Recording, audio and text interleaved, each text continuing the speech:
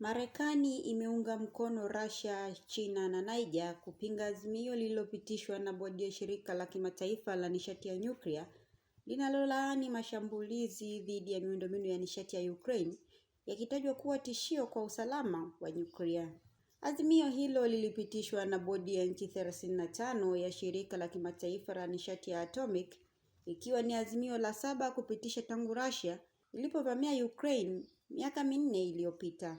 Hii ni mara ya kwanza tangu Marekani kupinga azimio lolote kuhusu Ukraine katika bodi hiyo, hatua inayodhihirisha mabadiliko fulani ya msimamo wake katika suala la mgogoro huo.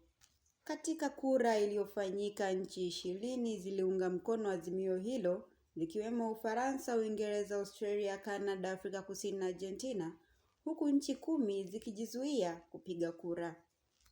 Marekani, Russia, China na Niger ndizo nchi pekee zilizopiga kura kuzuia azimio hilo, huku Brazil, Misri, Morocco na Saudi Arabia zikiwa miongoni mwa nchi zilizojizuia. Katika maelekezo yake kabla ya kura kupigwa, Marekani ilisema inaendelea kuunga mkono kazi ya IAEA nchini Ukraine, lakini haioni ulazima wa kupitishwa kwa azimio hilo kwa sasa.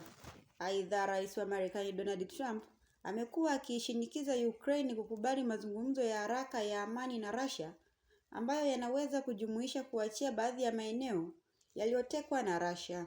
Azimio hilo linasisitiza kuwa mashambulizi yanalenga miundombinu ya nishati ya Ukraine inayosambaza umeme kwa mitambo ya nyuklia, ikiwemo kituo cha nyuklia cha Zaporizhzhia, yameweka hatarini usalama wa nyuklia na mazingira. Endelea kufuatilia Mwananchi Digital kupata taarifa mbalimbali.